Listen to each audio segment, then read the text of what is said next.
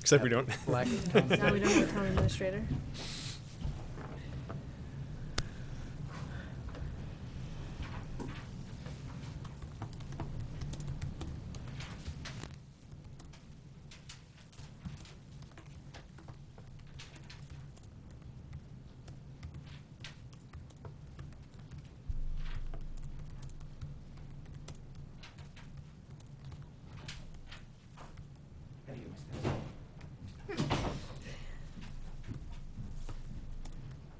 We're good to go. They just called. Yeah. Okay. Okay. So where were we in this? Did we? Accept the motion to approve the workshop minutes of October 28th, 2017. So we have a Made the motion that's motion. moved and seconded. Do we have any corrections? I have a couple. Okay. On page 9 of the packet, which is line 205, just a small thing, but a negotiation of his contract. It was actually the police department contract we were talking about, not the police chief's contract. So on that line 205, where it says his should be police departments. And the other one isn't a correction, but I'll bring it up now because in the process of it, I saw it when we were going through here. The question was asked at that workshop about how much of the cost of the solid waste was covered by the bags, and Lisa was going to get back to us with that information. Did we ever do that, or did I? I did not hear back, so we'll get that. Okay, I just saw that when I went by, and it reminded me. And Yep. then that's line 278. If Yep. And then the last one on page 12, line 333, it says that, speaking of Great Bay, that the loss, the economic impact of losing eelgrass was huge in terms of saltation. That should be siltation. Just one letter off. That's line 333 on page 12. Change the saltation to siltation.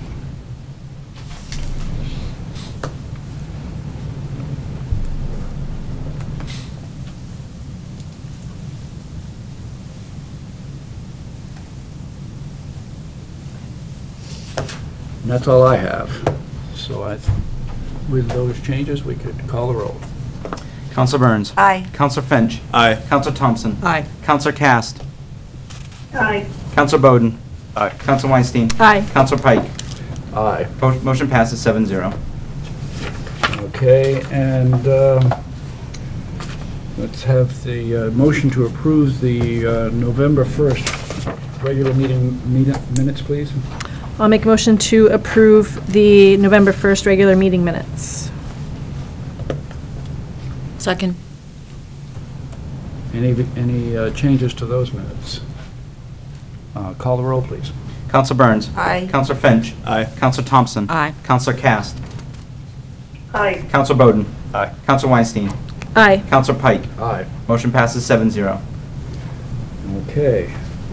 Report of the town administrator. Thank you, Mr. Chair. First, on my unwritten report, we heard today from the town attorney in the case of the New Hampshire DOT versus the town. For those who aren't familiar, in the early 2000s, the DOT requested of the town to manage a bike widening project along Route 108 from basically the area of, quote-unquote, the bowl to the Newfields town line. That project sat dormant for many years until about 2012 when we reactivated it and we began doing engineering studies for them to get the estimates for the cost to do the bike widening or bike path. At that point in time, it was determined that the cost, it was cost prohibitive and that it was going to be more than what we had, that the state had appropriated for that. So the town decided to no longer manage and go forward with that project. At that point in time, DOT issued us a bill for the costs associated with everything to that date, even though it wasn't our project, and we had, in good faith, understood that they would not charge us if we were to be working on good faith. Well, today we received information from the court that The court rejected all of the state's arguments and felt that their past practice of good faith applied. For that situation, the DOT must re-administer the rule and reply to us within 60 days with the good faith initiative applied to this. What does that mean? State could still come back and say no, they didn't do it in good faith. However, we'd go to the court again with the same judge who said, yeah, well, it looked like they did it in good faith, you got to follow it, and just get another ruling. If I was their attorney, which I'm not an attorney, nor do I play one on TV, I'd probably say, don't waste the money, just move on from this. That's what also our attorney is saying at the same time. So it looks like we, as of right now, we're waiting for them to hear. We just received the ruling this afternoon. I haven't even got to read it yet, but it was a conversation that the community development director and I had with the town attorney. So just want to let the council be aware of that.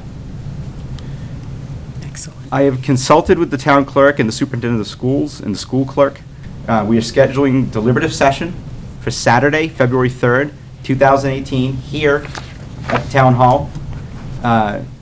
We will start at 9 a.m. We'll probably have the school start at 10, even though you probably get a 50-minute recess in between. And also that election day will be Tuesday, March 13th, here at the town hall as well. I know we move it to the school sometime, but we're not expecting a large turnout, and it's just less disruptive on the school system if we have those elections here on that day. Just an item for information, you may have heard this at the planning board regarding the school renovations. RSA 674-54 states that schools need to notify the planning board and the governing body on substantial changes in use or substantial new use of their properties. So the question was whether or not the renovation of the high school considered substantial use. If it is, the town council and the planning board can then issue non-binding comments on the plans.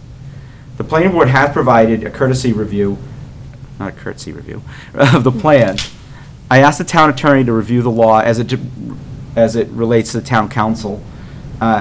He determined that, and I felt as well, that it's not, because it's still the same purpose. It's not as if they're taking the school and repurposing it as a hospital or some kind of other entity. They're just renovating the current facilities. So the attorney didn't feel we had, we didn't have jurisdiction over that. So I just wanted to let the council be aware of that. And finally, this evening, GZA, the town contracted engineering firm, is here to present this evening findings on the McAllen Dam and some renderings that they have. So I'll turn it over to the Community Development Director, Diane Hardy, who will then introduce GZA. Thank you, Mr. Administrator, Town Council. I'm pleased to be here this evening with two of our engineers from GZA, Jim Garanti and Todd Monson. And I'm also here with two of our McAllen Dam Committee members, Bill Archieri and Mr. Fillion, who stepped out for a minute. And of course, Councilor Pike is on that committee as well. And we're also pleased to have two representatives from the Department of Environmental Services, the Dam Bureau. We have Jim Weber and Steve Doyen who are here, and they've been very supportive of the town, have helped us get through this process to where we are today. So we're appreciative that they're here. And with that, I'll turn it over to our engineers to give you an overview of the work that's been done and to show you the renderings. Thank you. So again, my name is Todd Monson. Good to be at the microphone. So my name is Todd Monson, engineer with GZA. This is Jim Garanti, and we're going to present the conceptual design and the process that we've worked through to the town council. I want to be considerate of your time, so I might move through the slides in the beginning a little quickly. If you ever need me to slow down, just let me know. So we were contracted by the town to work with the Dam Study Committee, also with New Hampshire DES Dam Bureau, to develop conceptual designs to address concern. Sure. To develop conceptual designs and perform stability analysis to address deficiencies at the dam noted within a letter of deficiency to the town back in 2010 in September. The town received that letter identifying problems with the dam due to safety, deteriorated conditions, things like that. So we've been working as a project team to move this forward. So here a little bit difficult to see, but we were contracted in July. We began work in August. We are essentially nearing the completion of the project, which involves 9 approved tasks up to this point in time. We've been meeting regularly. We've met 3 times with the committee. We've met with DES as well. So we've been working collaboratively on keeping all parties up to speed on the process and working through this. So to give a little background, this whole process began September 2010 when the town received a letter of deficiency from the Dam Bureau. Some of the items noted were uneven surfaces on a parcel of land on the right side, some deteriorated pieces of concrete, both on the left side gate structure, left training wall downstream of the left structure, and then also on the right side there's a stone masonry wall. These photos here, I don't have a pointer, but show some of the conditions and photos that were incorporated into that letter of deficiency. Basically on the right side, portions of the wall are collapsing. There are voids within this. So this spurred many projects and studies since 2010. The town contracted with previous engineers Wright Pierce as well as Gomez and Sullivan to perform feasibility analyses, dam breach analyses, incremental damage assessments, additional H&H, hydraulic analysis, leading up to a design memo in 2006 developed by Gomez and Sullivan and approved by DES, establishing prior to this, establishing the design storm for the dam to be the 100-year storm, and then in 2016, approving a design flow associated with that 100-year storm, and then a resulting water surface elevation to which the dam needed to be designed to pass safely with 1 foot of freeboard. So then we were hired, like I said, this summer with the objective to develop concepts which bring the dam into compliance with the Dam Bureau's discharge capacity requirements, and also the purpose to increase safety of the dam, enhance the safety, improve compliance with dam safety regulations, maintain the upstream impoundment, because previous studies had looked at removing the dam and determined that that was not preferred to be considered further, and then also minimize aesthetic impacts due to the fact that the dam is located in downtown, being aware of the adjacent property owners and stakeholders. So here's an overview of the dam. The white portion in the top middle there is the downstream flow from that. When we'll be discussing the dam, we refer to everything looking downstream. So the left side will be the gate structure and the retaining wall and the condominiums, and the right side will be the area included by the book exchange and the vacant parcel of land. So as identified in the RFP, we looked at 3 options as conceptual alternatives to bring the dam into compliance. 3 options that we looked at involve specifically at looking to raise the abutment walls to increase the capacity of the spillway, without looking specifically at modifications to the spillway itself. Additionally, as part of an add-on task, we were asked to look at modifications to the gate structure, potentially automating this to increase capacity at the dam, to hopefully reduce the need to increase the height of the walls. So with that, we looked at 3 wall alignments, which I'll get in 2 or 3 slides, but basically I'll dig into those when we get there. But to jump back, so in terms of raising the abutments, so for the left side, pretty limited in terms of the opportunity to address the concerns here. What we looked at specifically was constructing or designing the construction of a parapet wall along the left side to increase basically the capacity at the dam. And these were designed with a target water surface elevation of 33.6 and then an additional foot of freeboard to which the abutments had to be constructed to. So this is showing the gate structure where the improvements would be specifically to increase the height of the wall along the left side, which would require designing and constructing a foundation to support that for both the existing loads on that and also the hydrostatic pressure. Then looking here at the right side, getting into 3 potential alignments for constructing a wall. The first we looked at was considered alignment A, which was 6-foot offset from the Book Exchange building.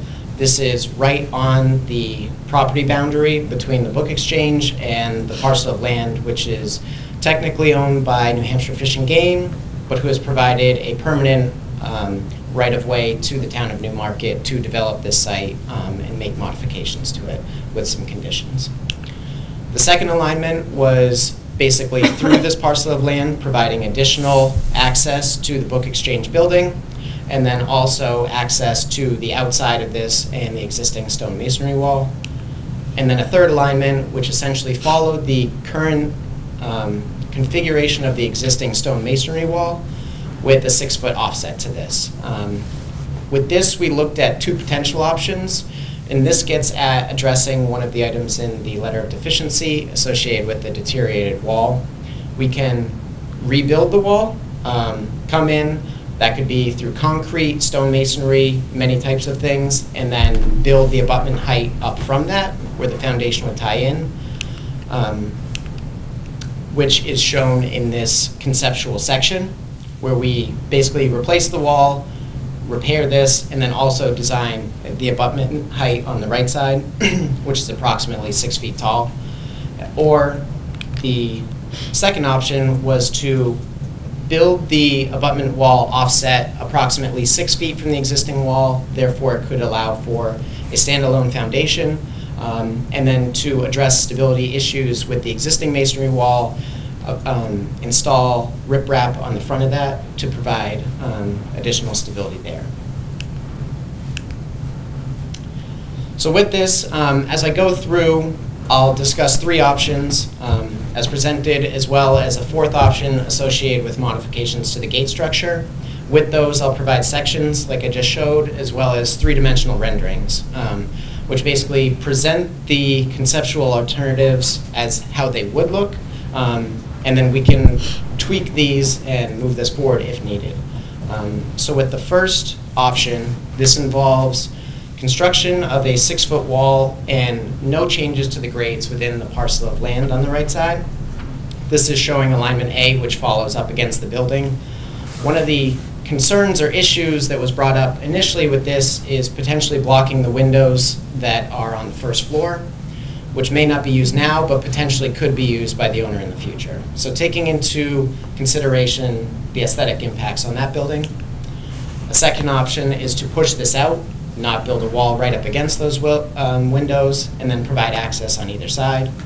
And then a third option, which pushes this out towards the existing alignment, provides full access to this area, and then it would probably have a walk-around access on the outside to ensure Fish and Game can easily access the fish ladder. If I could jump in, all options involve also improving the condition of this training wall and along the side parallel to the flow, as well as protection of the portion that's perpendicular to the flow. It's all the same regardless of where the wall is. Yeah. So basically the options are just associated with the raised wall and not repairs to the existing masonry wall. So I'll present the options with the wall, and then following we'll address the issues with the existing stone masonry and show photos at the end of that. And then we'll present different views. So then this is another view. Looking down, you can see the wall over on the right, as well as the left side, there's a parapet wall that's a few feet over there as well. So currently there's an existing concrete masonry curb that's 1 to 2 feet in height, so it would be extending that up another 2 feet or so. What this slide really shows is the impact of installing a wall like this to address to increase the height of the wall is completely going to block the view of the impoundment. This probably does not align with the goals of the project, and this really conveys that point that this may not be a recommended option to move forward with. And then this is a rendering taken from the footbridge, looking back just to give you an idea of roughly what the existing gate structure looks like. It's constructed of a stone masonry pier as well as a reconstructed concrete gate structure, I think originally built in 1925, with 3 gate openings of 7-foot by 7-foot dimensions, which include wooden slide gates that are in pretty deteriorated condition. So then looking at option 2, now this involves the same installation and construction of a wall height that's 6 feet tall from existing grades, but raising up the site in that parcel of land a little bit, so now a person could walk up and look over to the impoundment. Still provide structural, it still addresses raising the abutment heights, provides a safety barrier from somebody to fall in, but does allow a little bit more view shed looking into the impoundment. And then this looks pretty similar to one of the previous slides. We'll focus primarily on alignment C, pushing this out towards the existing wall alignment. But then you can see if you were to walk up to the edge of that, you'd be able to, an adult would be able to look over this without much issue. As we then look into option 3, this involves 4 feet of fill on the site. The wall is still, again, about 6 feet from existing grade, but now it's going to be much, much lower. We would need to install a safety barrier fence, likely black aluminum, historic-looking fence that's over on the left side of the existing dam now to provide safety barrier, but that would have view sheds through that.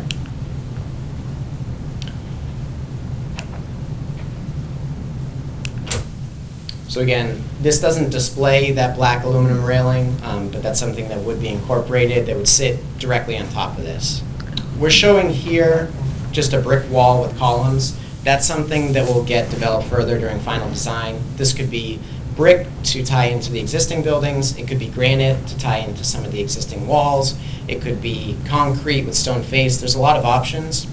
During the analysis, we did look at potentially installing glass flood walls. So looking at the 6-foot barrier to look through this. This is something they've installed over in Europe. But the cost on that seemed to be prohibitive. It's in the hundreds of thousands of dollars to install that. So here's some photos, actual photos from the footbridge looking at the gate structure to give you an idea of what this looks like. As you can see over on the right side, this is with the gates closed, but there's a good amount of water coming through. So that's seepage through the gate structure. Right now, it does not seep very well. It is very difficult to do so, so the town's process is to open these in advance of storms, draw down the impoundment a little, increase the capacity, but then every time that's open and closed, it becomes a little bit more difficult to do so. Also, we've been told there's a hole within one of these, so that's problematic. And these gates, wooden gates, are nearing a 100-year lifespan, need to be replaced in the future at some point. So these photos really show, without getting down in there, the deteriorated condition, something that should be addressed along with the overall rehabilitation of the dam. So here, then we looked into automation of the gate as a potential alternative and what could be done to modify the structure to increase capacity, reduce the height of the walls that might be needed on both the left and right abutments. So now we're switching a little bit, we're looking upstream, so it's similar to the previous photos as if you were standing on the footbridge. The gate structure would be over on the right. So the gate structure itself sits about, I think it's 8 feet above the top of the spillway, and then above that is a hand railing. So there's a significant portion of area that's blocked from flow, significantly providing opportunity to modify this and increase the capacity. With the gate structure as it is now, the 3 7-foot by 7-foot openings have roughly 150 square feet of conveyance. If we were to demolish this and then reinstall a crest gate, you could increase the capacity above that by an additional 380 square feet. Looking at the hydraulics, the modeling of this, that would roughly result in reducing the water surface elevation 2.7 feet. And with that, we're currently in conceptual design, so I want to acknowledge that that is a target elevation that we're working with. But during final design, that's something that would be modified, and there's the possibility that could change, minus or plus, roughly in the 6-inch ballpark. which wouldn't really impact the stability or the costs significantly for the wall scenarios, but I did want to address that that's something that's kind of a moving target. And with that, it provides the opportunity to decrease the wall height along the right side from approximately 6 feet to 3.5 feet. With that, there's now the opportunity to potentially just install fill, as we did with options 2 and 3, but not need the stone or brick structural wall, but instead just install a safety fence. So with this scenario, now we're moving back, looking downstream. The left side, a little tough to see, but in the background is the gray showing the existing gate structure, and then the black shows basically the new configuration if a crest gate were to be installed. As part of this, the team looked at multiple potential gate alternatives that could be installed. 2 of the ones that considered further analysis and evaluation were a pneumatic or an air bladder system. Obermeyer is the company that manufactures these. These have been installed within New Hampshire. The Dam Bureau owns some of these as well, or also a hydraulic structure. With these, they would have steel gates that would be operated either by air or by hydraulics. They would remain closed, which is the up position, roughly to the height of the spillway. So if you were looking from the downstream, it would basically look like an extended spillway. But then during storm events, these can be automated with controls to open up, provide additional conveyance. So looking at the right side, a section view here, as you can see, the wall has been removed because now, since we've reduced the total height from 6 feet to 3.5 feet, installation of just fill is a much more manageable concept to include over here. And so with this, there are some renderings that give a couple of views of this. And as you can see along the right side, they would still include some form of a safety barrier, likely a black aluminum fence. That was something that would be finalized during final design. That fence would probably be installed up at the top of the slope, but it could be installed down there. Those are relatively minor changes to be worked out. And then this is a view as if that consideration were pushed forward through final design. Not much dissimilar from the left side with the aluminum fence that you can look through. And then this would be roughly what the dam would look like following installation of a crest gate. The existing stone pier would be kept in place. A concrete end cap would be installed to tie into the dam. But more or less, water would be continuously flowing over this 95% of the year, and it would look like an extended spillway. Only during flood events would that come down, or if the town needed to drain the impoundment, or in advance of a storm, that would come down, and then additional flow would flow along the left side. So here, looking at the first of the gate scenarios, this is a pneumatic gate or a air-operated Obermeyer gate that's been installed. These are the bladders here. And so in that portion, it would be up, and these are constructed at different heights. So that one does not have flow over it. But looking at the left side, that's very similar to what this scenario would actually look like once constructed. This is one installed at Jackson Falls Dam in Nashua. This one's up with no water flowing over it during the winter. But it gives you an idea of what it looks like from the downstream if it were up without water flowing, which would not likely be something that would happen very often. And then the second one is a hydraulic gate. This is looking from downstream. A little bit more difficult to tell here, but if we move forward, this would be very similar to what we're looking at with the pier in the middle, the hydraulic piston over along the existing training wall, except the top of this hydraulic gate would probably be installed at the spillway height, so you would have continuous flow in both bays there. So from the downstream, you're not going to really see the gate structures very much, if ever. Just something to consider, that it's not going to be this ugly thing. There will be water flowing over it. And then, so those were the scenarios, the differences between the alternatives. Something that would be similar between all options is remediation to deteriorated portions of the training walls, gate structure, and such. The top left shows a photo during a drawdown in 2009. You can see to the right of the ladder pretty large voids. I think they're on the size of feet and depth of feet within this wall.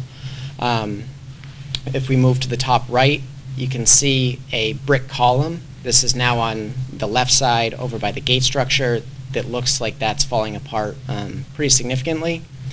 In the bottom left, we can see the leakage associated with that. And then back to the bottom right, this is a similar location as the top left, but you can see the big voids that are there behind the existing timber cribbing. As part of this, we worked with the project team to develop cost estimates to give an idea of what the rough impact of these would be. Option 1, conceptual cost estimate, which includes a 25% contingency, is approximately $1.46 million. Option 2, $1.43 million, so not much cost difference between the two. Option 3, so now because the wall height itself could be reduced due to the increased fill, and there's not the need to install the wall so deep to get out of the frost zone, fill's a lot cheaper than a wall, so that cost actually comes down for option 3 to around 1.22. And then looking at 2 gate scenarios. As you can see, the pneumatic gate cost of 1.23 is pretty similar.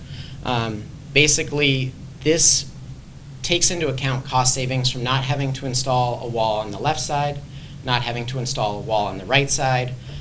This would include demolition of the existing gate structure, installation of a new structure. Based on the condition, that's something that should be considered when the full dam is rehabilitated. Looking into what that would cost if just options 1, 2, and 3 were looked at. The gates themselves, steel gates, are about $140,000. Wood gates could potentially be possible, but they don't have the longevity that the ones that are in there now due to chemicals that were used on those not being allowed anymore. So steel gates would be recommended, significant cost, and then about another $120,000 to repair portions of the concrete. So we're looking at roughly $260,000. The pneumatic gate itself, I believe, is around $410,000. So it's less than double the cost to get a brand new gate, in addition to significantly increasing capacity at the dam, provide resiliency, additional control, as well as reduce the abutment heights. The hydraulic gate, 1.54. Hydraulic gates are more expensive. They have a longer longevity, approaching 70 to 100 years, whereas the pneumatic gates have only been around for about 30 years, so they're 30 years plus. Something to consider when factoring in which decision to look at.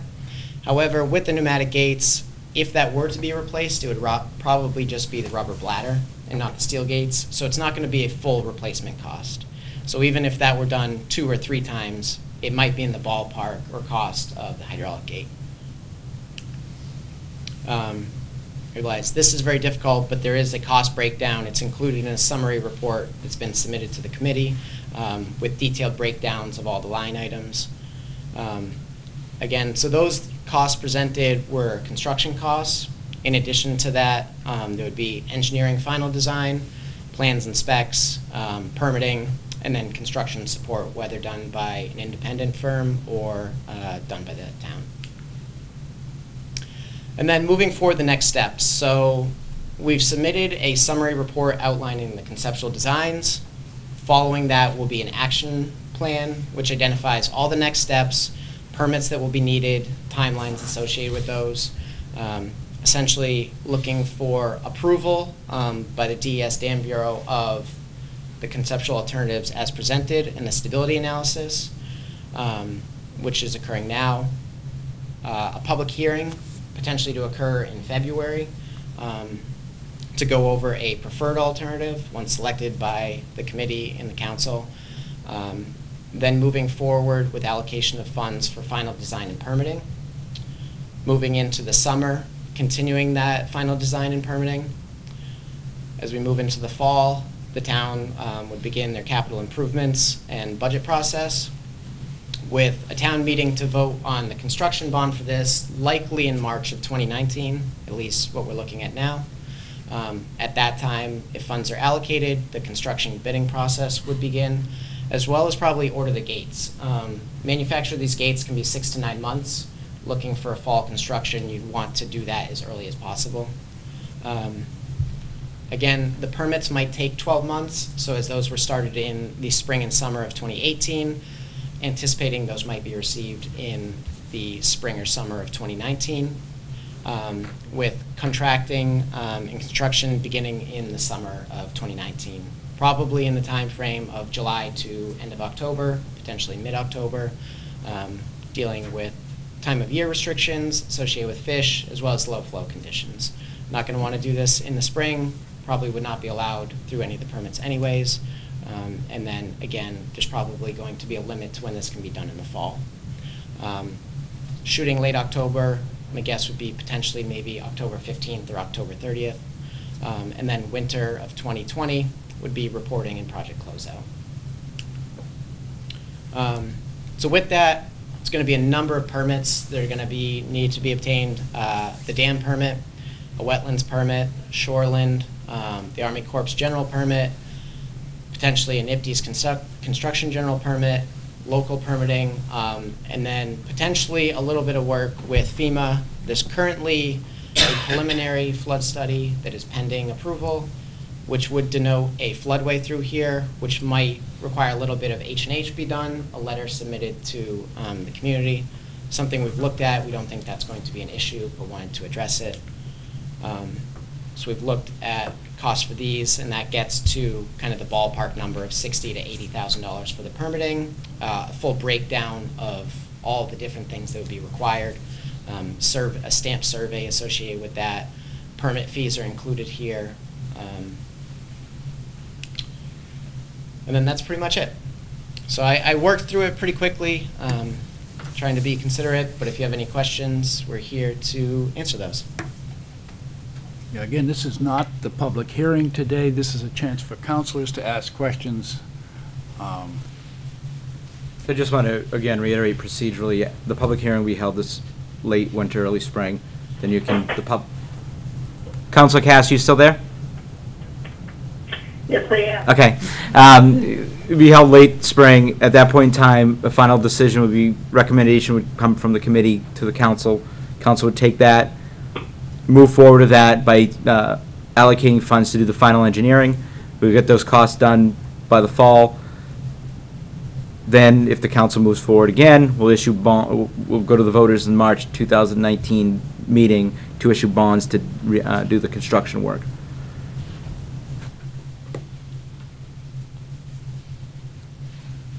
See any comments yet, but I'll, just as somebody that's followed this process for a number of years, I think it's interesting. It's been a long process, and as you know, in some ways, my reaction when I see your presentation, and Todd, and I thought it was a very nice job you guys have done. It to me, now I haven't heard from the rest. This is to hear from you, the rest of you, but to me, the option does seem pretty clear. We, as a committee, we voted on what we thought would be the preferred option, and it wasn't. It seemed fairly straightforward at that point.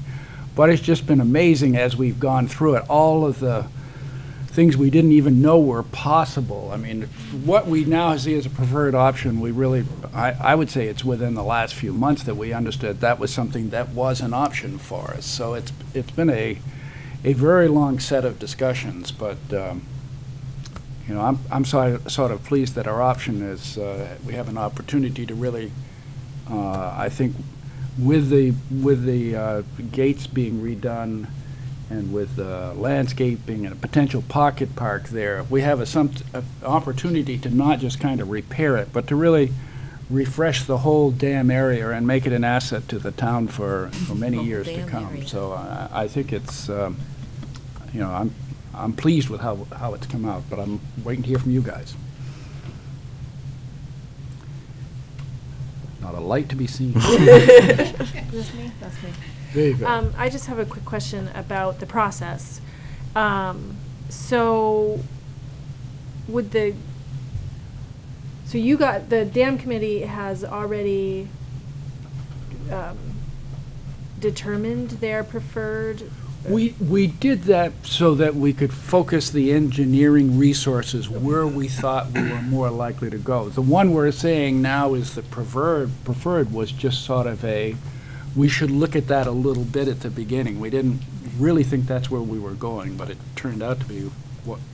Part of that was I speaking personally, until Rick Molaski started talking about it, I didn't realize that the existing gates were approaching the end of their expected lifespan. I thought it was, we can keep these gates, or, how do we count those gates? What good do those gates do us? But you're going to have to do something with them, or you're going to redo the whole area and finish up with a set of gates that are really rickety.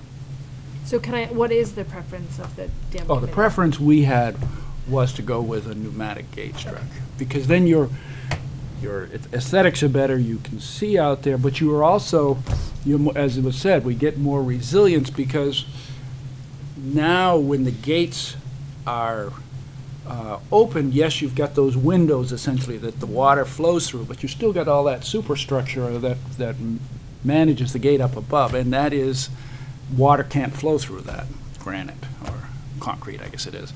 So when you redo the gate structure and the gate is down, you've got a much more area for water to flow through, so it's more resilient.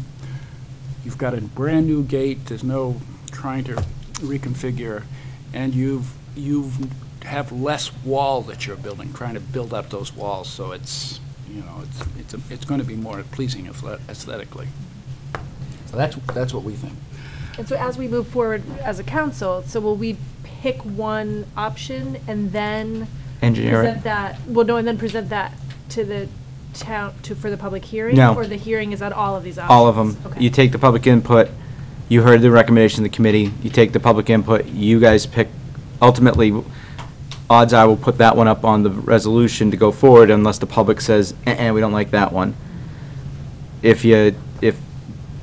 for some reason they don't, then we'll come up with another one and put it on the resolution, you approve it, we start withdrawing money from the capital reserve fund to do the final engineering. We'll get a final number, put it on the ballot, get a bond ready, you'll vote for that in the fall, and put it on the ballot. Councilor Cast? Yes, I just had a question as to whether we should be looking to get some information about the maintenance of the various options. I don't know if there's significant difference, say, based on the gate type or the skill set for the personnel to do the maintenance. We've had preliminary discussions on that at the dam committee level, but would you like to have a little of the differences presented here between the two gate structures, or do you just want to hear about it at a later point? I can wait for the details unless you want to comment whether there's a significant difference among the options. When I first heard about the gates, and if you were there when they present the slide of that it's like expected lifespan for the pneumatic gates versus the hydraulic gates, it looked like the hydraulics were better, even though they were more expensive because the lifespan looked so much longer. But as Todd alluded to, those hydraulic gates, there's questions about the oil you can use in there and what kind of environmental regulations you have considering the oils that you use. And the shorter lifespan, which is mentioned for the pneumatic gate, may just mean that you have to replace the bladder more often. But it looks like it's a more economical overall to go with the pneumatic gate when you look at all those factors, at least on a preliminary basis. That's not the final determination, but that was the sense I had at the time we discussed it at the dam committee. And so, I think that's what what a good sign of that most people are coming to the same conclusion is you're not seeing the hydraulic gates go in, you're seeing pneumatic gates being put in when people are looking at these kind of changes. Okay. Thanks. Councilor Bowden. I guess I was the original Councilor Cass that pressed the button. So. Oh. One, you answer the question in regards to what the board has decided on as the preferred method. I guess the second question would be, since the pneumatic and hydraulic have been out and put into place in different facilities, what is the, I guess, a difference as far as how many more are put in place, being hydraulic or pneumatic, and is there a preferred, or is it just dependent on the situation? I think it depends on the situation. The hydraulic can potentially provide a little bit more control of the water levels. It does require a little bit more knowledge there, the extended lifespan of that. But to speak, I'm not sure if the Dam Bureau might have a better idea of how many are installed within the region. I'm not sure on that piece. Would you like to comment? I'm only aware of one hydraulic operating crest gate in the state, and there are quite a few pneumatic ones. For the record, name? Sorry, Jim Weber, Dam Bureau. Thank you. Thanks. Can I add one other piece of information that's important is the existing gate structure as it's currently configured. The capacity of those 3 gates would not be allowed based on current dam safety regulations. So if that's even to be repaired and replaced in the future, the current configuration would not be allowed to account for capacity of the entire dam. So that's something that needs to be considered. The crest gates provide a fail-safe opportunity that addresses some of the regulations. So I just wanted to note that was pretty important that was missed earlier. Leo, I think, sure, I can make a comment. I guess I had a question. You gotta ask the rest of the council. Oh, because he's a member of the Dam Committee. Consideration It's still. here Excuse for- me, Leo, one second. Oh, sorry. Is it okay, even Leo is a member of the Dam Committee, but The rules are he can't speak unless the council allows it, because it's not a public hearing. no objection, I see no objection. Leo, please go ahead. Okay, my name's Leo Fillion. I've been a professional engineer for 60 years, and I've been associated with the dam for the last 50 years. In 1966, I was hired by McAllen Company as plant engineer and facilities manager, and I've been responsible for the dam and the gates for most of the last 50 years, basically. And 2 things I find problem here is, one, in 1971, both Essex and the public service who owned the Fish and Game building and whatnot gave Fish and Game easement accesses to cross the property that we own and build the fish ladder, and they have that access option today. And all the fill and whatever that is being proposed on the right side has not taken any of that into consideration. I think we ought to get a legal opinion as to whether we would be infringing on the Fish and Game access easements that they've had since 1971. I think that's a legal opinion we should have. We'll have to do any research like that. Option 1 would take care of that. In other words, put the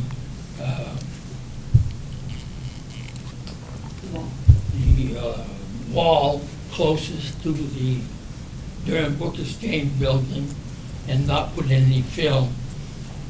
Fish and Game could continue their access like they've had for the last 30, 40 years. So I guess whether we have the option to do all the fill and whatever, I think is a legal question. Good point, good point. So we'll have some work to do before the town meeting, I would say, for the public hearing. Yeah, and also the ownership of the land.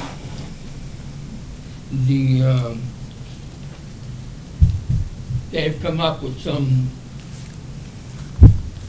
we call it, in 1986 supposedly. Quitclaim deed. Quitclaim deed. I have here in 1983, Fish and Game, it's in a New Hampshire, Rockingham County Registry, Book 2464, page 1073. Fish and Game conveyed the land north of the Fish and Game building to the town of Newmarket, and the Fish and Game building to the old Newmarket Community Development Corporation. I'm sure that had to go through planning board approval in this town because it called for a subdivision of the land. That was 3 years before supposedly. And I think basically the town of Newmarket owns that property. And they also own, there was a 10 by 10 foot section of properties that Essex gained when they bought the properties, and it was conferred to the NCDC, and in 2003 the NCDC conferred it to the town of Newmarket when they gave the land. That's Okay. Thank you. Bill? You have to ask again. You have to ask. Oh, yeah, I'm sorry. Do we have any objections to Bill coming forward and speak? Bill Archieri. No objection. No objections. Come forward, please. Bill Archieri, Chair of the committee. Just one quick detail. First, I want to echo comments that GZA has done a great job so far at, getting us to the point we're at. One small detail, we do have to build a utility building to house the equipment for the operation on the left side of the dam, which we don't own any property on that left side. So that, we're going to have to get an easement of some sort to have that utility building. The building itself would be on the order of... You need to be on the mic. We're being televised. You need to be on mic. Apologize. Jim Garanti with GCA. That building that Bill is talking about would be about an 8 by 10, 12 by 12 type building, more like a shed. It'd be hardened, though, a hardened shed.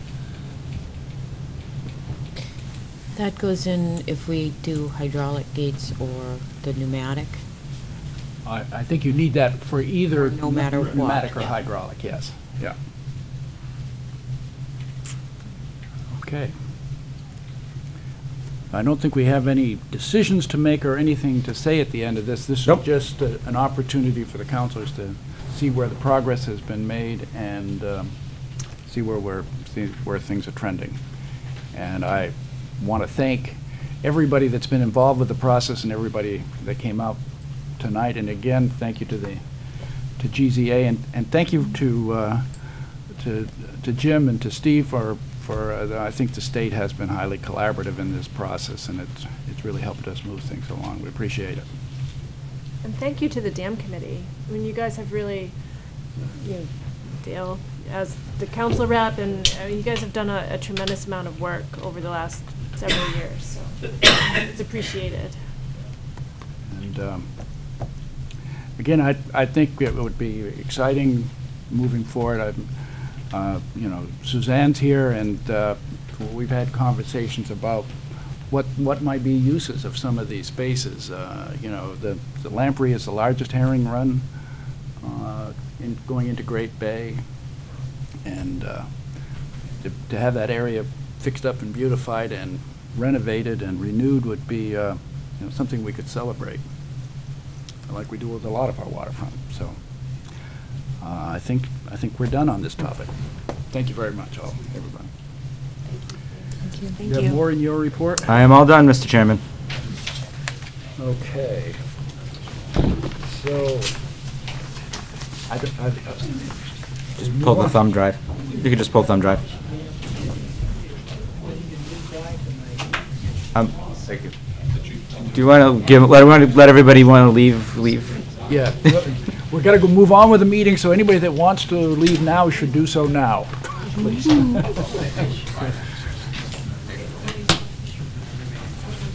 Conversations in the audience. Just the.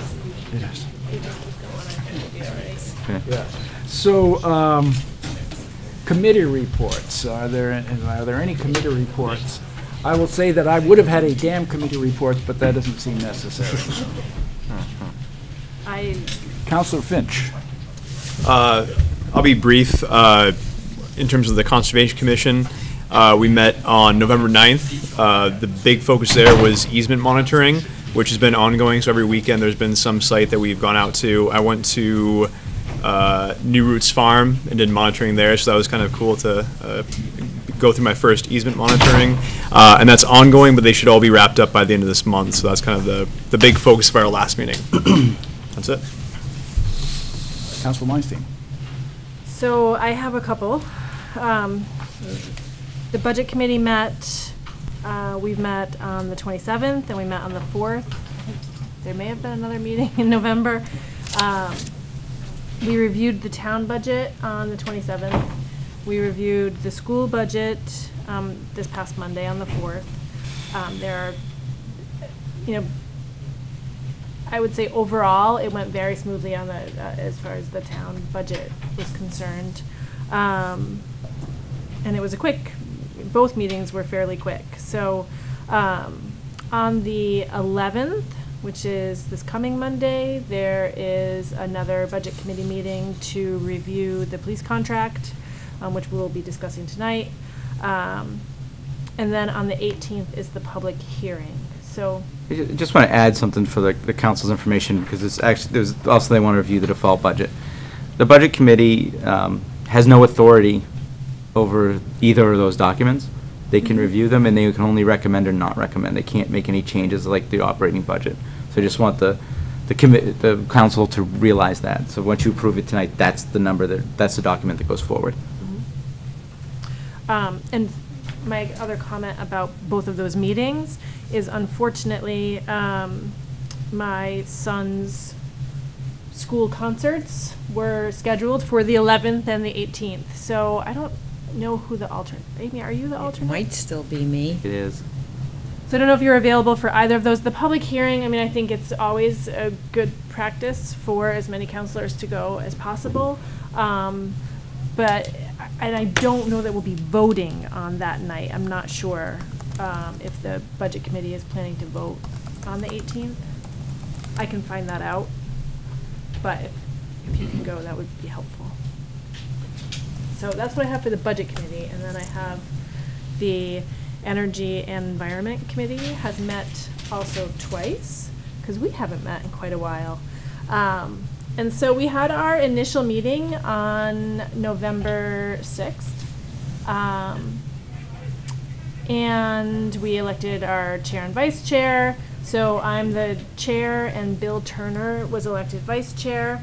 And we had a significant discussion about sort of where to go at this point. And, there are a lot of different ideas, and a lot of ideas were generated. But we thought as a committee we needed to focus on just a couple of items, because it could get overwhelming very quickly. So we decided to focus on composting and solar. And those are the big issues that we want to address. And then there were some other minor things that came up, things like electric car charging stations, which towns have started to install in the area and throughout New Hampshire, throughout the Northeast. We talked about a swap shop at the transfer station. We talked about plastic bag recycling programs. So there were a lot of ideas generated in that initial meeting. And then we met again just last night. And I have to say that, sorry, I'm just getting my notes up, that it was an exciting meeting. So at this second meeting, we probably had about, I don't know, maybe a dozen people in the audience, and people who had a lot of ideas, and there was just a great energy around both these issues and then some other issues that were brought up also. So in the meantime, I've met with Greg, the facilities director, and we've talked about some options there. We're doing research. We've reached out to Durham and Exeter. I actually have a meeting scheduled with the Durham chair of the Energy Committee next week. So we're getting some information from our neighbors.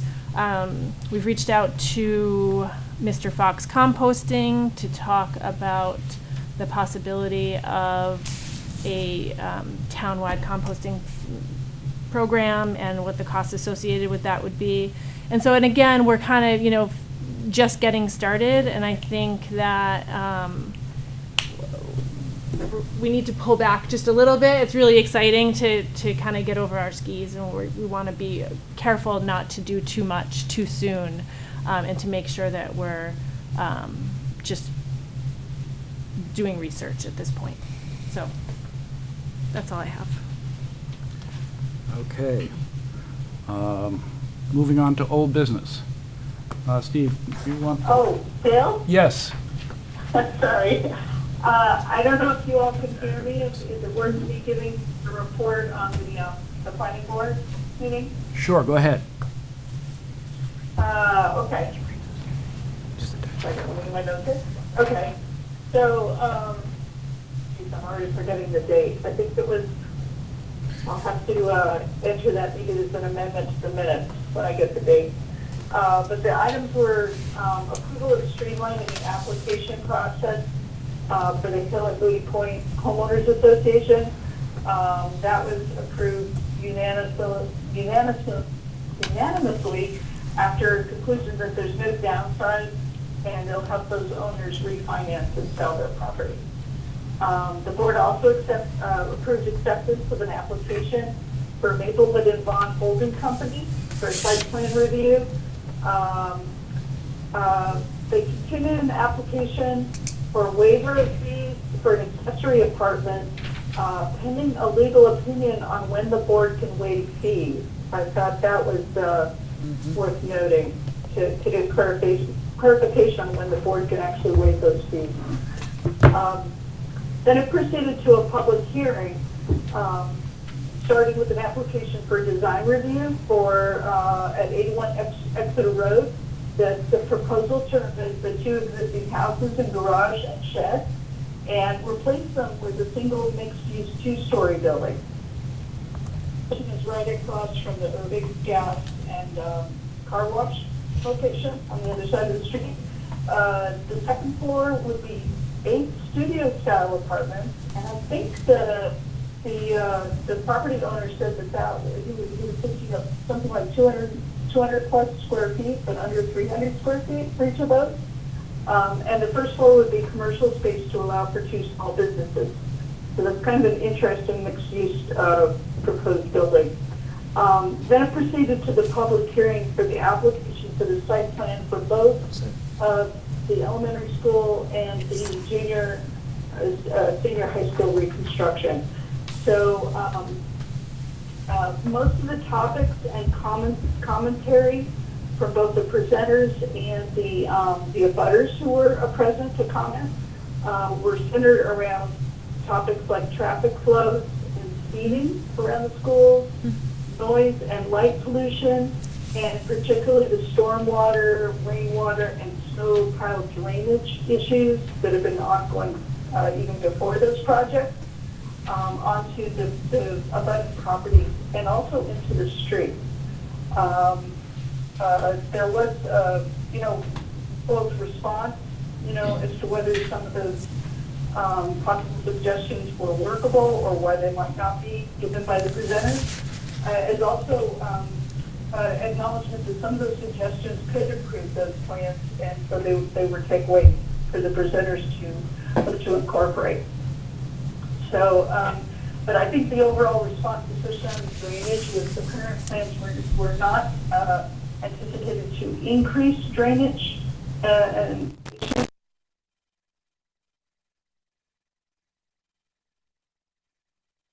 mitigate those wherever possible. But basically, a lot of that would be outside the scope of those 2 projects. So I just also wanted to note that those site plans are available for review at the Newmarket Planning Office during business hours for both schools. And then they did have new business of forming a new subcommittee to work on the B3 zoning on Route 152. And the board noted that they'd like for landowners in that area to be involved. So that's Okay. Very good. Thank you very much. Seeing no other committee reports, we move on to old business. Resolution 2017-2018-18, resolution authorizing the town administrator to enter into an agreement with Tyler Munis for integrated municipal financial software and to enter into an agreement with Interware to provide for an updated motor vehicle module not part of the Tyler Munis software package. So moved. Second. Thank you, Mr. Chair. I think this is probably the worst kept secret resolution we've had for a while.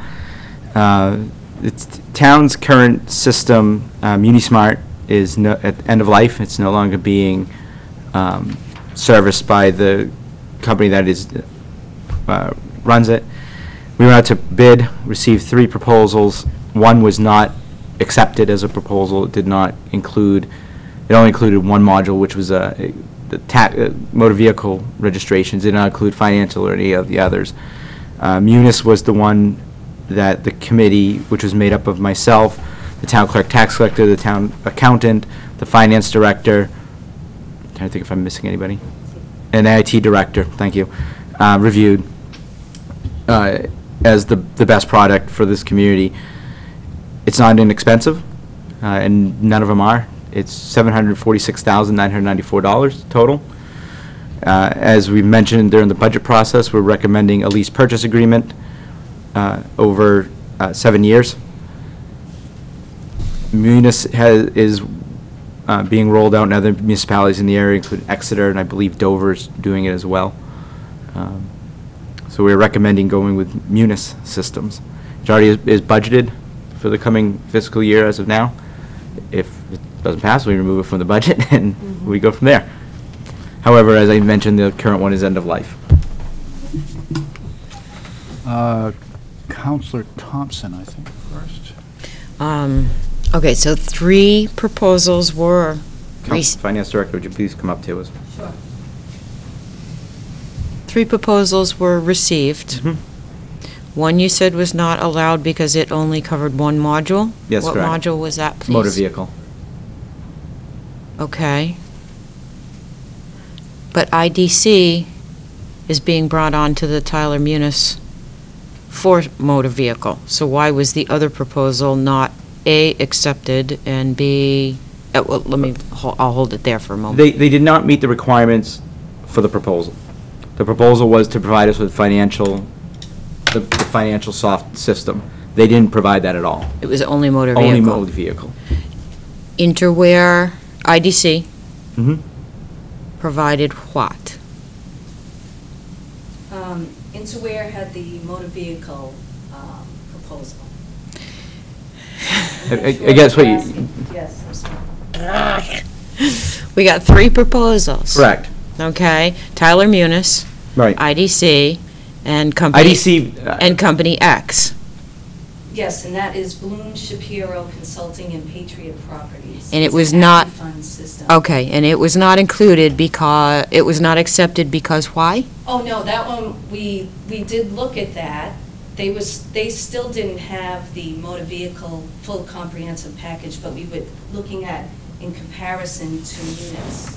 So Steve was talking about the third that got excluded. So there were 2 comparable packages that we looked at. That either way, we would have had to bring in, for instance, IDC to do the motor vehicle. Yeah, yeah.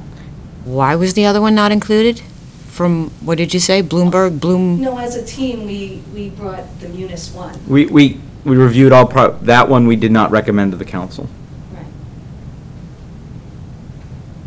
Okay. We I'm did- just we just- reading the staff yeah. report that says 3 proposals were received, and normally we include all of those. In the Correct. meantime, I've 3 got... all proposals should have been included. Okay, okay. First time through, I didn't realize that. That's, yeah. So as a You team, do we- have people here to ask Oh, yeah? if Yeah. you are confused about what Yeah. needs to go Sure. in, because then, by the time I'm going through it, I'm trying to compare, I'm trying to see numbers, I'm going through X 100 pages of everything in Tyler Muni's bit, that to me was just sort of scanned in that teaches me how to operate the system. I don't need to see that sort of a thing. How to do the test runs, how to do each module and get what the weekly reporting is and all those instructions. So I think what I was feeling is that I kept going through it, looking for the third proposal, and I was seeing a bunch of stuff as far as how to operate the system that we don't need to see, but it seemed like it was just sort of put in and scanned in. So I do appreciate Yeah, that, I but I would understand, like to Counselor, and see I the other apologize. one, please. Yep. Thank you.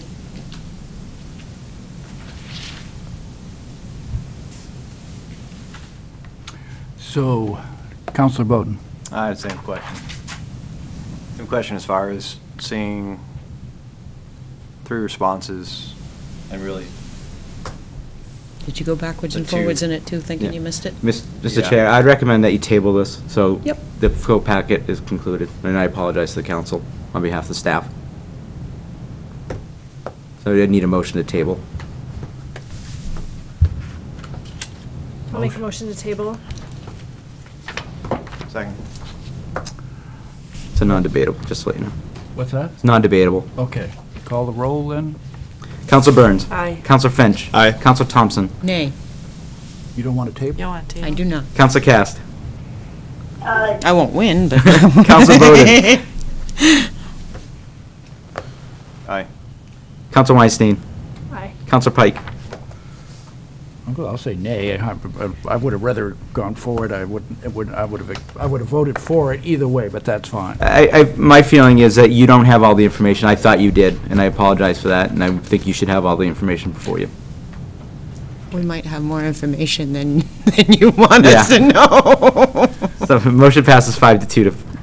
Counselor Finch, did you have a comment that I missed, or? Oh, I was just regarding when we get updated proposals or information, we're looking for pricing, I guess, right? Okay, just wanted to make sure, because again, there was like the manual, I guess, for, I couldn't quite get from Yeah. part A to part B. yeah.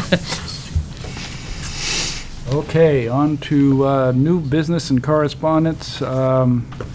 We have a couple of nominations or appointments. We have for the McAllen Dam Committee, Henry Smith. I would accept a motion to appoint Henry Smith to the McAllen Dam Committee for a term to expire March 2018. I will make a motion to appoint Henry Smith to the McAllen Dam Committee. Second. Please call the roll. Counselor Burns. Aye. Counselor Finch. Aye. Counselor Thompson. Aye. Counselor Cast. Aye. Counselor Bowden. Aye. Counselor Weinstein. Aye. Counselor Pike. Aye. Motion passes 7-0. And I would also like to accept a motion to appoint Michael Provost to the NCDC for a term to expire December 2020. And it was a very impressive application. Somebody that has been very active and done a lot for the town. So I would accept a motion. I'll make a motion to accept Michael Provo to the NCDC for a term to expire December 2020. Second. Seeing no comments, please call the roll. Counselor Burns. Aye. Counselor Finch. Aye. Counselor Thompson. Aye. Counselor Cast. Aye. Counselor Bowden. Aye. Counselor Weinstein. Aye. Counselor Pike. Aye. Motion passes 7-0. And did you have any comment you wanted to make? No, I just feel like the old guard. Hello.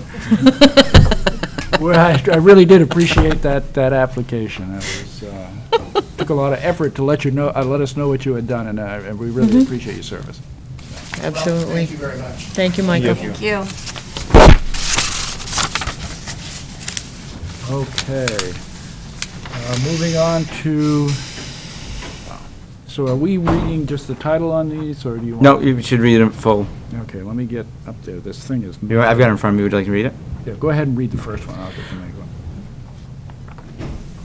Of course, I say that, and all of a sudden. Resolution 2018-19, engineer contract for water demand and water capacity build-out analysis for Environmental Services Department. Whereas the town has entered an administrative order of consent so that its wastewater treatment plant total nitrogen permit limit would be 8 milligrams per liter instead of the more stringent 3.0 milligrams per liter. And whereas the Administrative Order of Consent requires the town to complete a total nitrogen control plan by September 30th, 2018, and whereas the town has sent out for request for proposal and determined that Wright Pierce has submitted the best proposal and the necessary resources to complete the work, now therefore be it resolved that the Newmarket Town Council does hereby approve the town administrator to sign a contract with Wright Pierce for engineering services to perform nitrogen control plan for a total sum of $140,742. First reading, December 6, 2017, should be acted on at the next regular meeting. Okay, go ahead and take the next one if you've got it right there. I'm still... Resolution 217-2018-20, approval of collective bargaining agreement between the town of Newmarket and the New England Police Benevolent Association, Local 215. Whereas the town has come to a tentative agreement with the New England Police Benevolent Association, Local 215, which represents the police employees, and whereas the agreement covers the time period of July 1st, 2018 through June 30th, 2023. Now therefore be resolved by the Newmarket Town Council, the Town Council approves the tentative agreement effective July 1st, 2018, and places the following article on the town warrant for the March 8, 2018 town meeting, to see if the town will vote to approve the cost items, including the collective bargaining agreement reached between the town of Newmarket and the New England Police Benevolent Association, Local 215, which represents the police employees, which calls for the following increases in salaries and benefits at the current staffing levels. Fiscal year 2019, $98,003. Fiscal year 2020, $98,003. Fiscal year 2021, $34,562. Fiscal year 22, $35,599. Fiscal year 23, $36,667. And further, to raise and appropriate the sum of $98,303 for the current fiscal year, such sum representing the additional costs attributable to the increase in salaries and benefits required by the new agreement over those that would have been paid against current staffing levels. If passed, it is estimated that this article will amount to 13 cents of the tax rate. And I am requesting that the council suspend rules for action this evening. So I'd accept a motion to suspend the rules, please.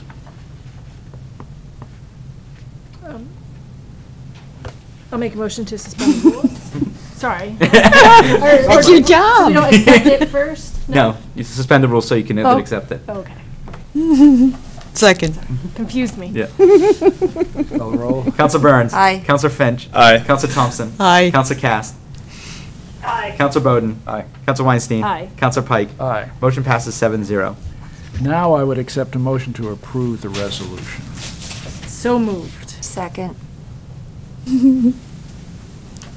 Council Burns. Aye. Council Finch. Aye. I Discussion? think we were going to have... Oh, yes, sorry. a comment. Go ahead. I just wanted to ask. Obviously, the salary, information was there. Are there any other significant changes Sure. in the contract? Yep, it's a 5-year agreement. The other items are, one deals with the chief's authority to order officers back to work for overtime. There was confusion on whether or not, just the order of what he can order them in. We have to negotiate that. There is an increase in detail pay. There's no cost associated with that since that's billed to the individuals. They will be going from $40 to $45 per hour in year 1, $45 to $46 in year 2, $46 to $47 in year 3, $47 to $48 in year 4, $48 to $49 in year 5. The sick time buyback is at $250. The healthcare buyback is an increase from 25% of the plan if not taken. Currently, they receive whatever the plan is worth to them if it's not taken, so it's actually a better deal for us. It may be a little bit more money, but it's a better deal for us if they don't take it.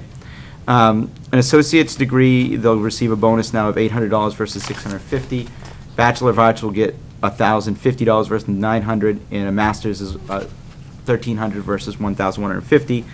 And the final difference is to reflect all non-union employees. Their life insurance policy will go from $15,000 to $50,000. There was a discrepancy between the person non-union and union. It's minimal money to the insurance policy. Quick question about the detail pay. Mm-hmm. So that keeps us competitive? Yes. Yep. We'll still be, actually, we'll be lower still now compared to the region, what others are paying. Our rates, not our rate, our rates that we charge, not the rates that we're paying the individuals. Thank you. Seeing no further lights, please call the roll. Council Burns. Aye. Council Finch. Aye. Council Thompson. Aye. Council Cast. Aye. Council Bowden. Aye. Council Weinstein. Aye. Council Pike. Aye. Motion passes 7-0. That will also reflect the recommendation of the council on the warrant. Okay, I can take this one. Resolution 2017-18-21, authorizing the town administrator to enter into a contract with Patriot Mechanical for repairs to town hall heating system and fresh air intakes. It has been, there's a couple of edits. Yep.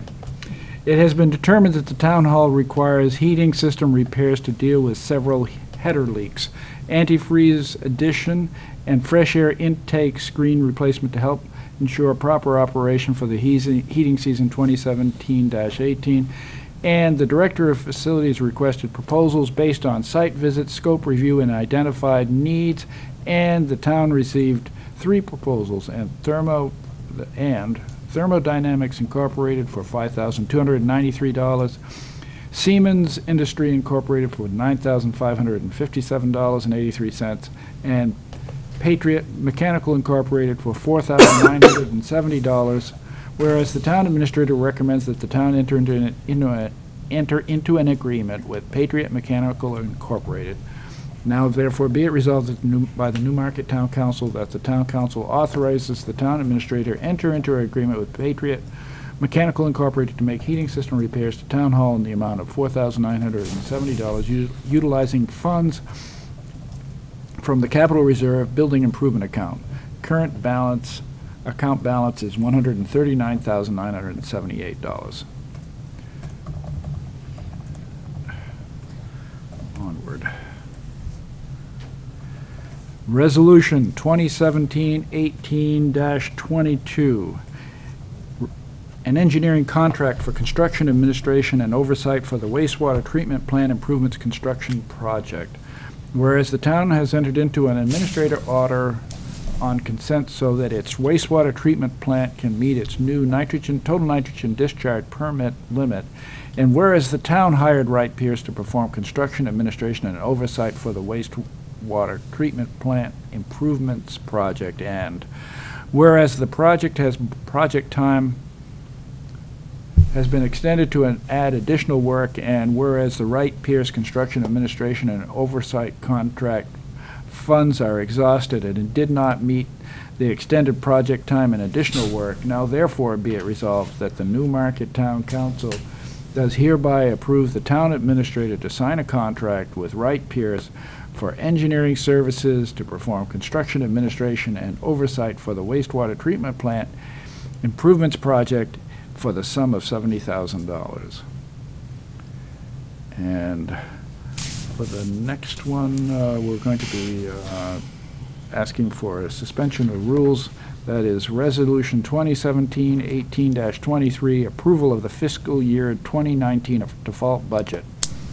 In accordance with the New Hampshire revised statutes, annotated 14, colon 13, 9B, the town council must approve a default budget in case the budget proposed by the municipal budget committee fails at town meeting. And whereas the default budget is determined by taking the previous year's approved operating budget, increasing it by any contractual obligations, and reduced by any one-time expenditures, and whereas the town administrator and finance director determined this amount to be $11,632,790. Now therefore be it resolved by the Newmarket Town Council that the default budget in the amount of $11,632,790 is adopted. So again, I'm looking for a motion to suspend the rules so that we can act on this evening. I will make a motion to suspend the rules. Second. Please call the roll. Council Burns. Aye. Council Finch. Aye. Mr. Chairman? I'm sorry, I didn't hear what the motion was for. To suspend the rules to act on this. This is a motion to suspend the rules because we need to act on this tonight. Normally, this would just be the first reading. Sorry. Council Thompson. Aye. Council Cast. Aye. Council Bowden. Aye. Council Weinstein. Aye. Council Pike. Aye. Motion to suspend the rules passes 7-0. Now I would accept a motion to approve Resolution 17-18-23. I'll make a motion to approve Resolution 2018-23. Second. Yes? Thank you, Mr. Chair. Just to highlight some of the differences, You have the summary page after the resolution. The large items would be the reduction in the capital reserve fund contributions by $255,285. The buildings and grounds, which is the fund for repairs, at $75,000. Overtime and fire rescue by $18,692. And really the other one is the recreation revolving fund by $24,205, which totals $409,941 in cuts that would have to be made if the budget were to fail. Okay. Call the roll, please. Counselor Burns. Aye. Counselor Finch. Aye. Counselor Thompson. Aye. Counselor Cast. Aye. Counselor Bowden. Aye. Counselor Weinstein. Aye. Counselor Pike. Aye. Motion passes 7-0.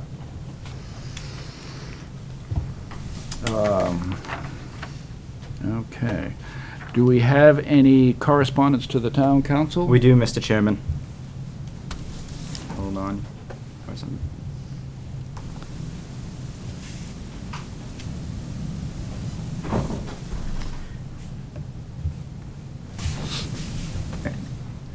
Dear Mr. Fournier, the Newmarket is growing as more people are choosing Newmarket as their hometown, and new businesses are coming to town. We all have much to celebrate when we acknowledge and appreciate the hard work of the town council, the town administrator, town officials, and town employees, which has led Newmarket increasingly become the place to be in the seacoast.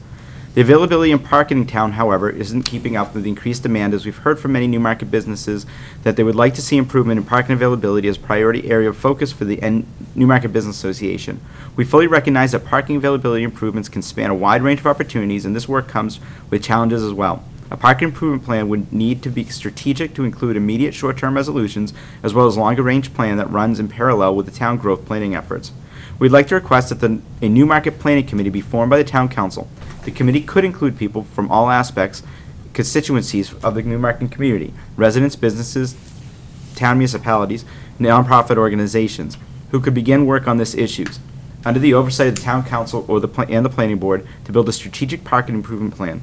We would appreciate the opportunity for everyone to work together to find parking solutions in a collaborative and strategic way, as this is an issue shared by many folks who care about Newmarket today and tomorrow. We'd like to further discuss this opportunity with you and request an invitation to join an upcoming town council meeting to do so. We sincerely thank you for your consideration of this request and truly look forward to working with you. Best regards, Lisa Kessler, Kessler Insurance and NBA President, Brendan Jorgensen, Kessler Insurance, Be Free Church, and NBA Vice President, Priscilla Carpenter, Seacoast Bookkeeping, LLC, and NBA Treasurer, Nate Swanson, Newmarket Dental and NBA Member at Large, Reverend Perry Marston, Newmarket Community Church, Member at Large, Christy Blanchard, Zentropia, Secretary of the Board, Karen Schuster's Landis House, Member at Large. Councilor Weinstein.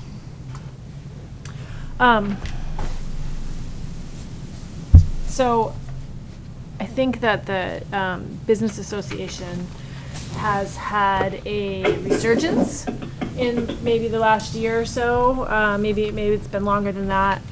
And I personally would welcome more of a relationship from the council with the Newmarket Business Association. I think that there's a lot of work that we could do on this issue as well as many other issues. So I think maybe this would be the ideal workshop type meeting for us to have, or I think that I don't know that I would propose starting a parking committee from the town council at this point. I mean, I don't know that I would be against it either, but I think it's a discussion that we should have, and maybe we could have with some members of the business association. Chair? May I recommend, instead of the whole committee coming to the town council, maybe a delegation from the council and staff meet with them, to work with them to try to come up with something? One of the things I've heard from staff many times is we come up with solutions, but the business community doesn't listen or doesn't want to agree with it. So we would almost, and a lot of the staff are saying, well, we would rather hear from them what their solutions are, and we'll, try to implement them on our side.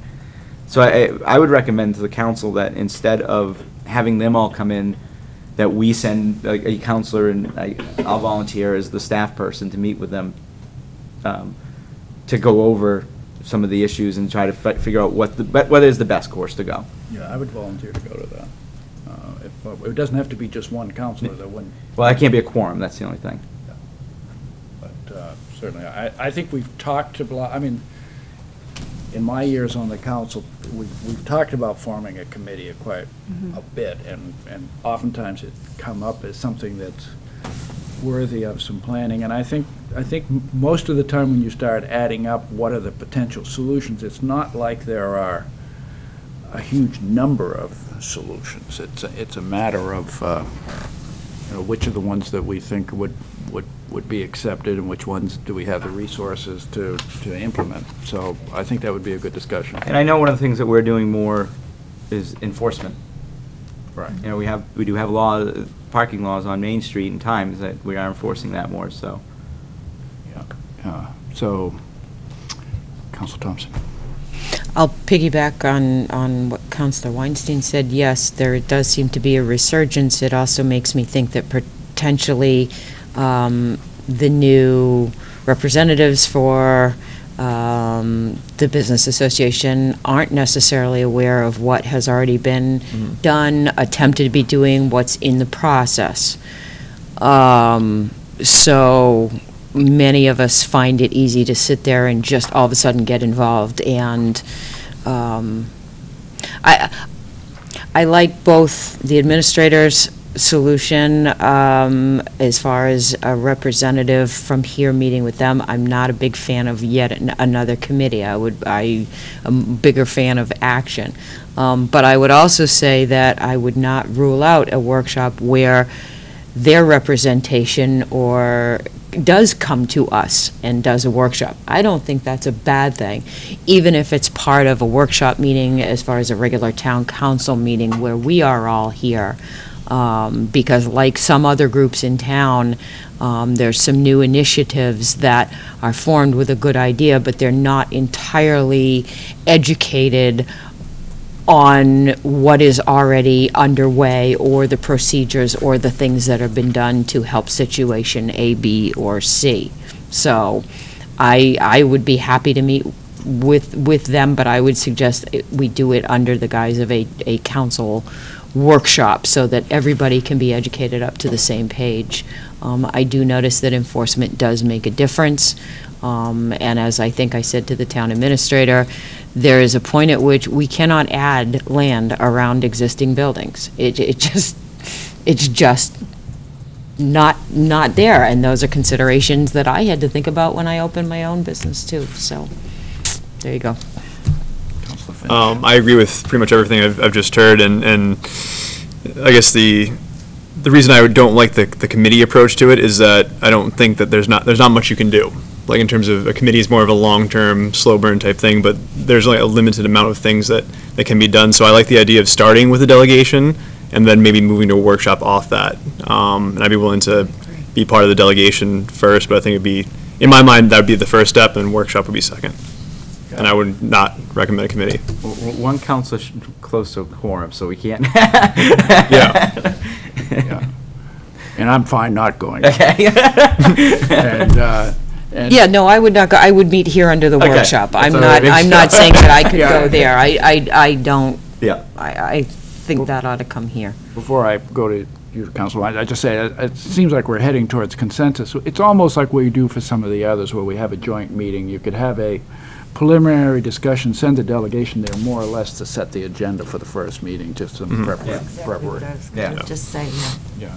Council Weinstein? I also think that in general, we probably need to do a little more outreach with the business community, and you know, I wonder if they know that we've stepped up enforcement, and I wonder if they know that the Bay Road lot is, you know what I mean, Yeah. and because we've done so, we've had a lot of conversations, and so it's not something that the council has ignored, Right.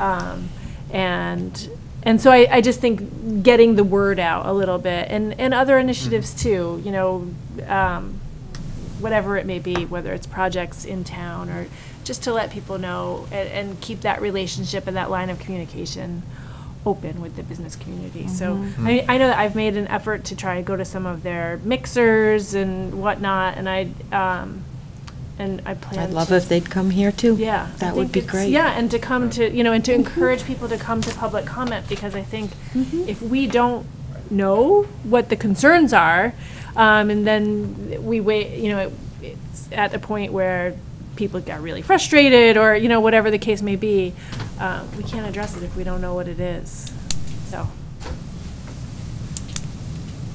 Okay. I do. Any other closing comments?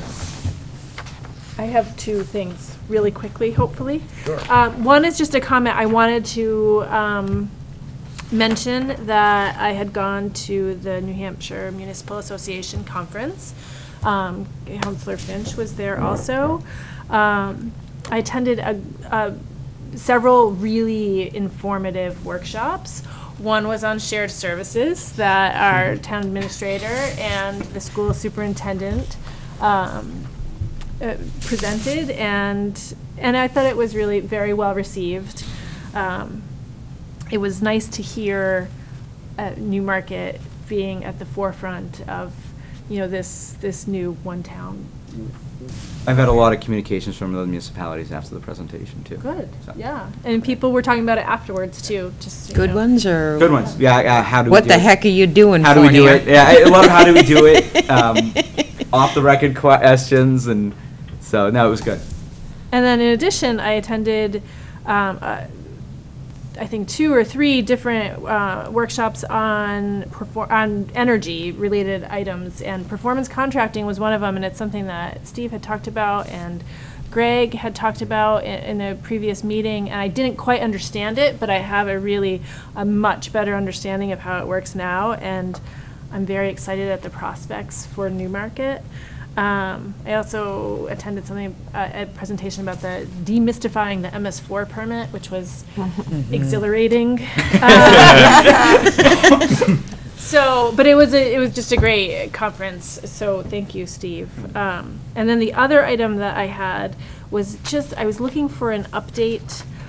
If you had anything on the Heron Point. I have not heard anything. I know that, again, it's still They out there. I was invited to a meeting on the 28th. However, I was presenting the budget to the budget committee that evening.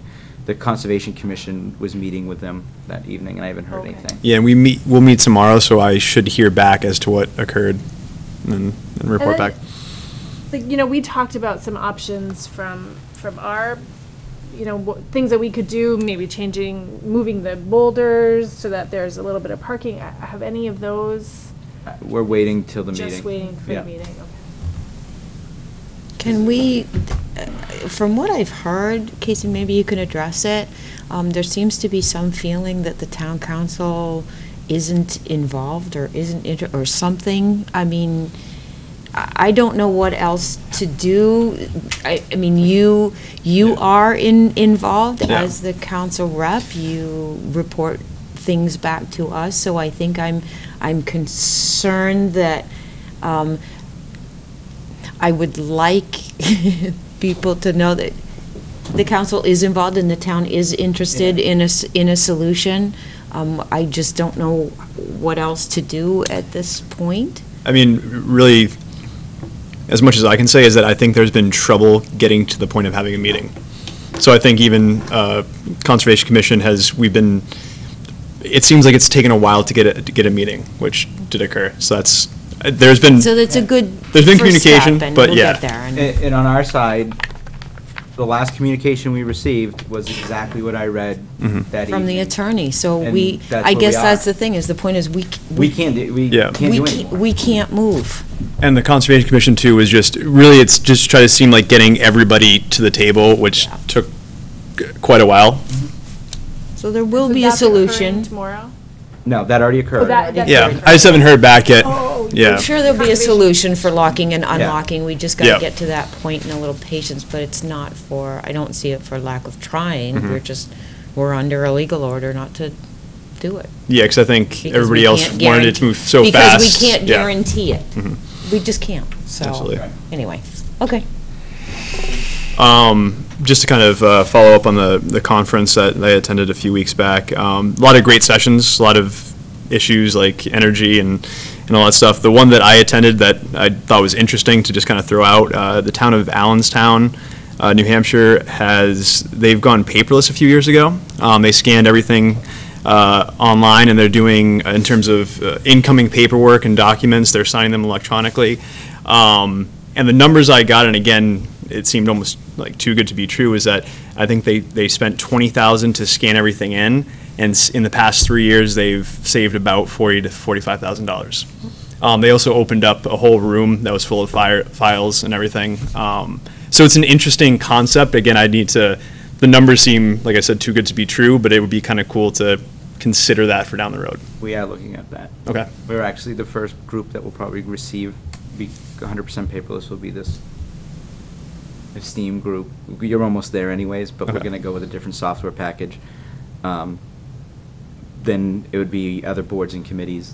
Mhm. Then the big nut to crack will be the files. Yeah, and that's what they talked about, so that might be a good contact to reach out to. Yeah, Sean, I've talked to, yeah. Okay, cool. Seeing no other lights or comments, I think we can, at this point, be adjourned. So moved. We need a motion. Nope. I've been told many times, no motion needed. Gretchen, I'm going to disconnect you now. Thanks, everyone. Thanks. Gretchen. Good night.